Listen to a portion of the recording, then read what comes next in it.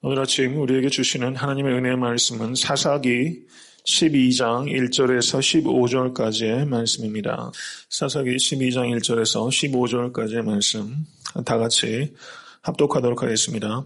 에브라임 사람들이 모여 북으로 가서 입다에게 이르되 내가 암몬 자손과 싸우러 건너갈 때 어찌하여 우리를 불러 너와 함께 가게 하지 아니하였느냐. 우리가 반드시 불러 너와 내 집을 사르리라. 입다가 그들에게 이르되 나와 나의 백성이 암몬 자손과 크게 다툴 때 내가 너희를 부르되 너희가 나를 그들의 손에서 구원하지 아니한 고로 내가 너희의 구원치 아니하는 것을 보고 내 생명을 돌아보지 아니하고 건너가서 암몬 자손을 쳤더니 여호와께서 그들을 내 손에 붙이셨거늘 너희가 어찌하여 오늘날 내게 올라와서 나로 더불어 싸우고자 하느냐 하고 입다가 길르앗 사람을 다 모으고 에브라임과 싸웠더니 길르앗 사람들이 에브라임을 쳐서 파하였으니 이는 에브라임의 말이 너의 길르앗 사람은 본래 에브라임에서 도망한 자로서 에브라임과 므낫세 중에 있다 하였습니다. 길르앗 사람이 에브라임 사람 앞서 요단 나루톡에 잡아 지키고 에브라임 사람의 도망하는 자가 말하기를 정컨대 나로 건너게 하라 하면 그에게 묻기를 내가 에브라임 사람이냐 하여 그가 만일 아니라 하면 그에게 이르기를 십볼렛이라 하라 하여 에브라임 사람이 능히 구음을 바로 하지 못하고 십볼렛이라 하면 길르앗 사람이 곧 그를 잡아서 요단 나루톡에서 죽였더라. 그때 에브라임 사람의 죽은 자가 42,000명이었더라. 입다가 이스라엘 사사가 된 지 6년이라. 길르앗 사람 입다가 죽음에 길르앗 한 성읍에 장사되었더라. 그의 뒤에는 베들레헴 입산이 이스라엘의 사사이었더라. 그가 아들 30과 딸 30을 두었더니 딸들은 타국으로 시집 보내었고 아들들을 위하여는 타국에서 여자 30을 데려왔더라. 그가 이스라엘 사사가 된 지 7년이라. 입산이 죽음에 베들레헴에 장사되었더라. 그의 뒤에는 스불론 사람 엘론이 이스라엘의 사사가 되어 10년 동안 이스라엘을 다스렸더라. 스불론 사람 엘론이 죽음에 스불론 땅 아얄론에 장사되었더라. 그의 뒤에는 비라돈 사람 힐렐의 아들 압돈이 이스라엘의 사사이었더라. 그에게 아들 40과 손자 30이 있어서 어린 낙이 70회를 탔었더라. 압돈이 이스라엘의 사사가 된 지 8년이라. 비라돈 사람 힐렐의 아들 압돈이 죽음에 에브라임 땅 아멜렉 사람의 산지 비라돈에 장사되었더라. 아멘. 하나님의 말씀입니다. 어저께 뉴스를 보니까 스티브 잡스가 죽은 게 전 세계 매스컴에 좀 한참 뜨겁습니다. 스티브 잡스의 리더십이 어떤 리더십이냐 이래가지고 신문에 굉장히 많은 기사들이 나오고 있고 저도 좀 유심히 그 리더십에 또 현대사회에서 가장 큰 혁신의 아이콘으로 스티브 잡스가 각광을 받고 있어서 교회 리더십에서도 이 스티브 잡스의 어떤 그 리더십 분명히 배울 것이 있다 생각이 돼서 저도 어제 오전 시간에 이런저런 그 아티클 신문들 많이 읽으면서 스티브 잡스를 좀 공부할 시간을 가졌습니다. 근데 스티브 잡스가 참 입지전적인 인물이고 또 스티브 잡스의 비교가 되는 사람이 누구죠? 갑자기 빌 게이츠.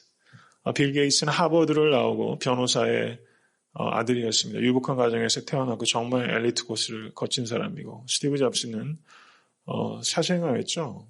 그래서 버려져서 양부에게 자라다가 대학 교육도 그 양부의 도움을 계속 받는 게 부담스러워 중간에 자퇴하게 되고 전혀 다른 인생의 길을 걸었던 사람입니다. 그래서 우여곡절이 많았고 자기가 건립한 회사에서 또 자기가 채용한 사람, 펩시의 부사장을 이 스티브 잡스가 채용했어요. 근데 그 부사장이 한참 잘 나가는 펩시의 부사장을 일개 벤처기업에서 하이어하면서 스티브 잡스가 그 사람한테 그런 겁니다. 당신이 평생 단물만 만들며 살 것이냐 아니면 나와 같이 세상을 혁신하겠느냐 이렇게 얘기를 한 거죠. 그래서 그 펩시의 부사장이 이 벤처기업에 합류하게 돼서 같이 일을 했는데 나중에 그 사람한테 또 해고를 당하는 그러다가 다시 복귀해가지고 아이팟에서부터 시작하는 정말 혁신적인 제품을 계속 만들어서 시대의 아이콘으로 이렇게 살았는데 그리고 14년 동안 이러면서 매년 아까 $1만 월급을 받았다는 거죠. 그리고 그 미니멀리스트라고 해서 생활도 굉장히 단순한 생활을 했다고 합니다. 정말 집에 가면 좀 과장인지 모르겠지만 뭐 침대와 TV 한 대와 뭐 하나 이렇게 해서 가면 깜짝 놀랄 정도로 심플 라이프를 살았던 사람. 근데 또 역설적으로 그 이면에는 그 빌 게이츠나 그 워렌 버핏 같은 사람은 요즘에 그 부자들이 더 증세해야 된다 이야기를 하면서 사회 참여 그리고 기부하는데 정말 앞장을 서고 있는데 반해서 또 스티브 잡스는 한 푼도 기부를 하지 않았어요. 수백억에 해당되는 재산이 있었는데 전혀 기부하지 않았고 애플에 있었어도 정말 내년 안으로 사람들이 좀 실수하면 가차없이 자르고 회사 내 복지 정책도 이 사람이 들어가서 오히려 굉장히 위축되는 명함이 굉장히 많은 리더다 이런 생각이 듭니다. 여러 가지 면에서 소위 말해서 진면교사, 배울 것이 많은 교사이기도 하고 반면교사, 따라가지 않아야 될 것도 참 많은 불교적인 세계관을 가지고 있었고 췌장암이 있어서 그 스탠포드에서 연설했던 그것이 굉장히 많은 젊은이들의 도전이 됐던 그런데 그 세계관 자체는 기독교적인 세계관으로 이렇게 전부 다 또 부합하는 것은 물론 아니죠. 여러 가지로 많은 것들을 이렇게 생각하게 하는 그런 리더이면 틀림없습니다. 오늘 본문 말씀을 통해서 우리가 그 영적 리더십, 그 시대와 민족의 리더십에 대해서 우리가 많은 것들을 생각하게 됩니다. 오늘 말씀을 통해서 우리가 입다와 그리고 그 뒤에 이어지는 입산, 엘론, 압돈, 입다의 삶이 이제 마감이 되고 뒤에 소사사들 3명이 연이어지는데 이 사사기를 통해서 우리가 생각할 수 있는 건 정말 절망적이다라는 것입니다. 시대 상황이 너무나 절망적이고 또 하나님으로부터 쓰임받았던 사사들도 보면은 너무 결함이 많은 사람들이었어요. 잘 마무리한 사사들이 참 드물다 싶을 정도로 굉장히 절망적입니다. 그래서 표면적으로는 너무나 절망적인 것이 사사기인데 이면적으로는 이렇게 절망적인 시대에 이렇게 한심한 사람들을 통해서 하나님의 구원사는 도도하게 흐른다. 그래서 하나님만이 진정한 사사다.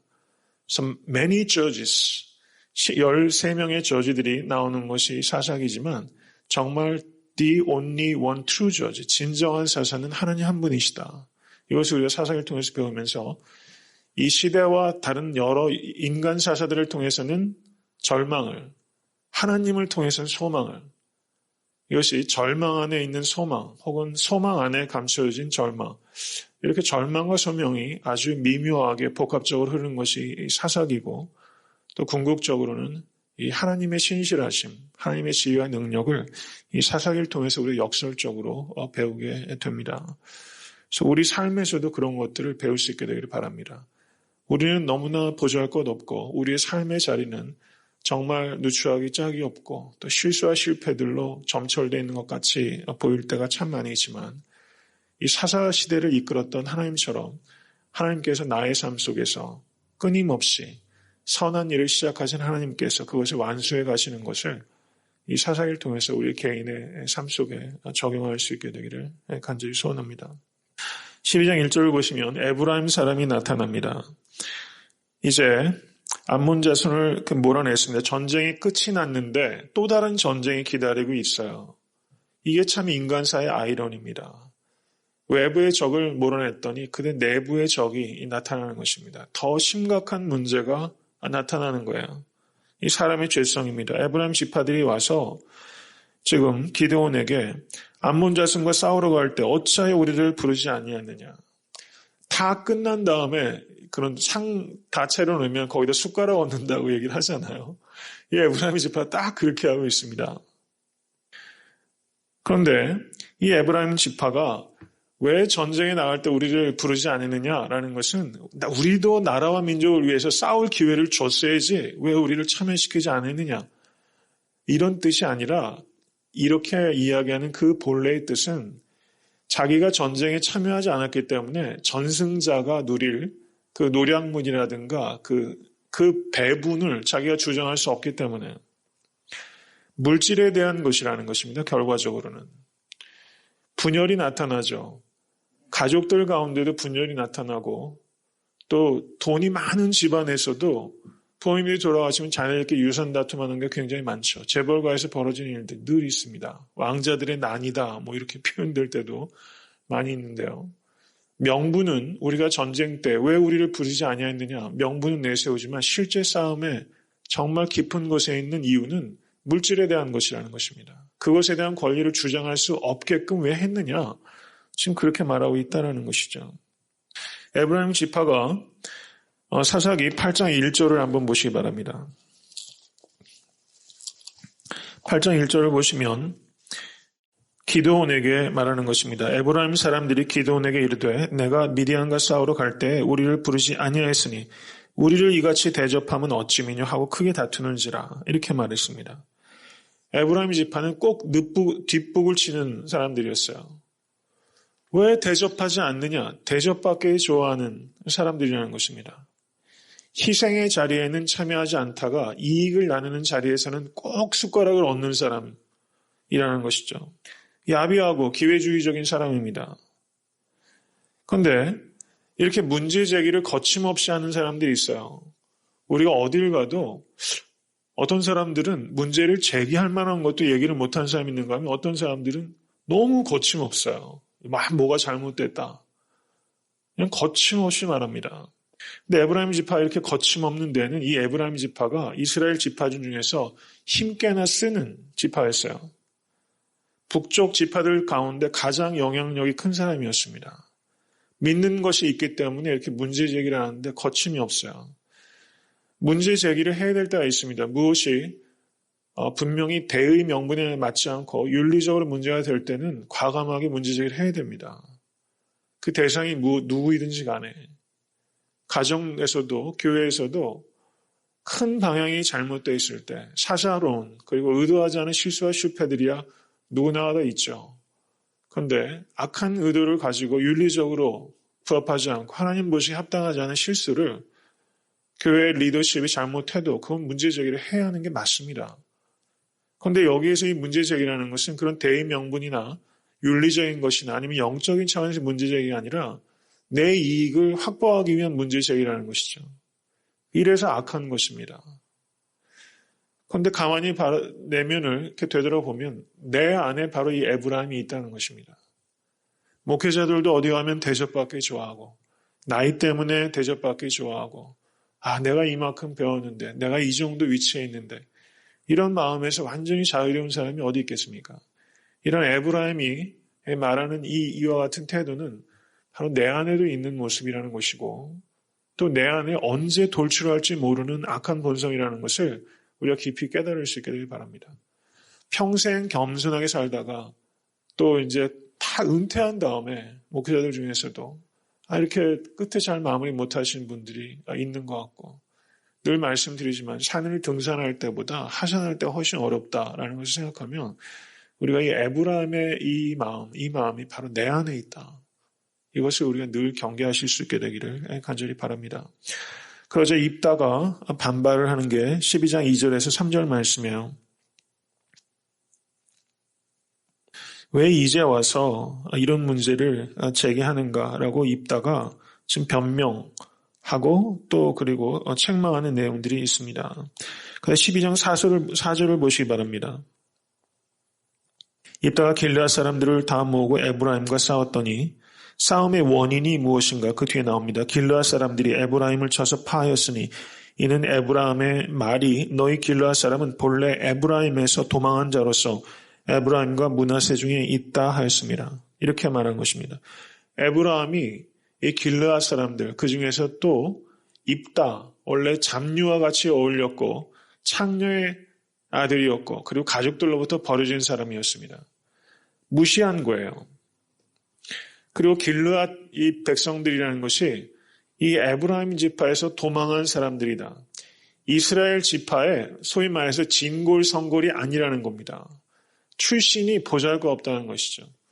예수님에 대해서도 그리고 베드로와 요한에 대해서도 그 유대 종교 지도자들이 얼마나 무시했습니까?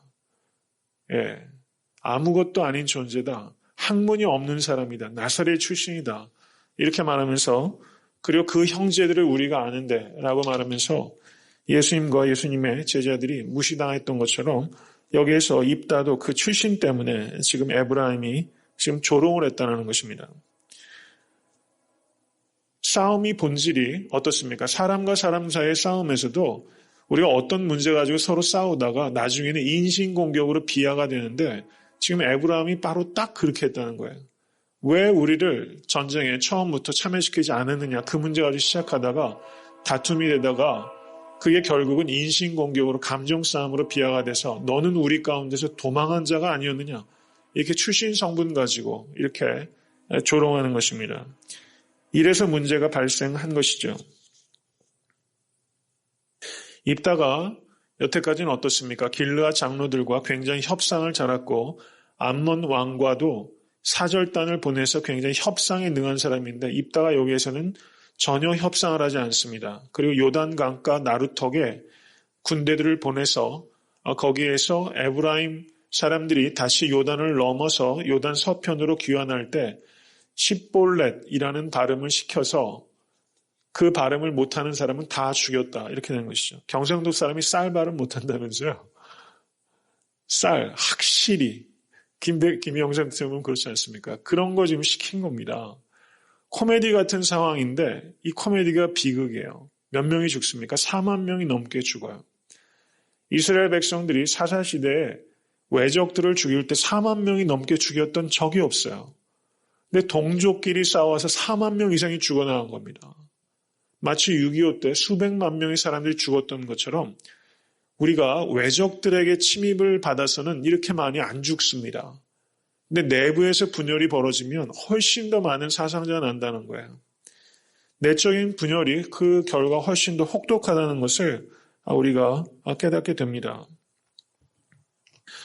이 입다가 이렇게 동족들을 살상하게 되는, 입다가 이 동족 간의 이 분열이 이 사사시대의 큰 문제였어요. 외부의 대적들의 공격, 압제가 있었습니다. 그런데 사사시대 그것보다 더 심각한 문제는 이스라엘 지파들이 가나안 땅에 들어가서 거기에서 분열된 거예요.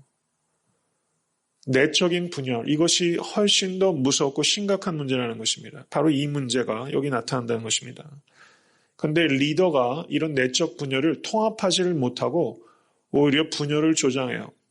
한국의 역사를 다 보셔도 그렇지 않습니까? 근현대사를 봐도 정치 지도자들이 경상도, 전라도, 충청도 이렇게 말하면서 사실상은 원래 그렇게 우리 한국 민족이 사분오열된 그런 민족이 아니라, 물론 그런 부분들이 당파적인 것들이 있지만 근현대사의 이 정치 지도자들이 오히려 그런 분열을 조장하고 그렇게 해서 자신의 표를 확보하고, 지금 한국에서도 이런 노동계층과 블루칼라, 화이트칼라 이렇게 정당마다 색깔들을 완전히 특화시켜가지고 자신의 어떤 이익 집단이라든가 아니면 지지 기반을 하나로 묶으려고 하는, 그래서 분열을 사실상 리더들이 조장하고 그것을 이용하는 측면이 굉장히 많다는 것입니다. 이게 얼마나 악한 리더의 모습입니까? 그래서 여기서 입다가 이 에브라임 족속을 아예 도륙을 한 것은 사실상은 자기의 권력을 지키기 위한 권력 싸움의 측면이 매우 강하다라는 것을 보면서 우리가 정말 이런 잘못된 리더십이 가져오는 폐해가 얼마나 심각한가, 이것을 우리가 생각해야 되는 것입니다. 그 뒤에 소사자들의 얘기가 있습니다. 베들레헴 입산이 있습니다. 베들레헴 입산에 대해서 기록하고 있는 것은 아들 30과 딸 30이 있었습니다. 그리고 강조가 되는 게 구절을 보세요. 타국으로 딸은 시집 보내고 아들들은 타국에서 딸들을 데려왔어요. 이거 여기에서 받는 느낌은 어떤 겁니까? 전략적인 결혼 관계를 통해서 자신의 권력을 안전하게 하는, 고대 사회가 다 이 결혼이 정략 결혼이 많지 않습니까? 우리 민족 사회도 그렇고 한국에서 중국, 중국에서 한국, 그리고 삼국시대를 봐도 그렇고 모든 게 전략적인 결혼, 모든 인류의 역사도 그렇습니다. 여기서 이 입사는 매우 정치적으로 이 결혼을 이용하고 있다. 그래서 권력을 확고해하고 있다라는 것을 우리가 볼 수 있습니다. 그 뒤에 엘론에 대해서는 특별한 내용이 없습니다. 그리고 압돈을 보시면 아들 40과 손자 30이 있는데 나귀 70匹를 탔다라고 말하고 있어요. 이것은 이 압돈이 이스라엘 백성들을 위해서 희생적인 리더십이라기보다는 나라의 민족을 민족을 이용해서 자신을 축제하는 것으로 부정적인 느낌이 훨씬 강하다. 이렇게 읽어집니다. 이 세 명의 소사사들을 보면서 여기에서 특징적인 것은 그 앞에 10장을 한번 가보시기 바랍니다. 10장 1절에서 2절. 읽겠습니다. 아비멜렉의 후에 이삭을 사람 도두의 손자 부하의 아들 돌라가 일어나서 이스라엘을 구원하니라. 그가 에브라임 산지 3일에 거하여 이스라엘 사사가 된 지 23년 만에 죽음에 3일에 장사되었더라. 여기에 마이너 저지스 소사사들이 또 있는데 여기에서 나타나는 돌라는 일어나서 구원한 사람이죠. 근데 오늘 본문에 나타나는 입삼과 엘론과 압도는 이스라엘을 구원했단 말이 지금 하나도 없는 게 보이십니까? 이스라엘을 구원한 적이 없어요. 나라와 민족을 위해서 희생한 적이 없는 사람입니다. 그래서 결혼 관계를 통해서 자기 권력을 돈독하게 하고 그 권력을 통해서 축제하는 권력자의 모습, 부정적인 권력자의 모습이 여기 나타난다라는 것입니다. 말씀을 맺습니다.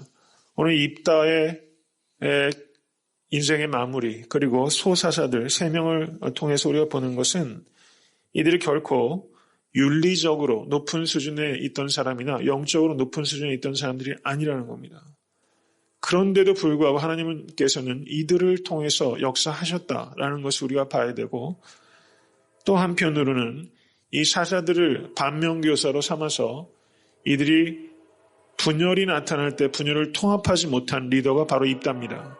그리고 이 3명의 소사사들은 희생적인 사사가 아니었어요.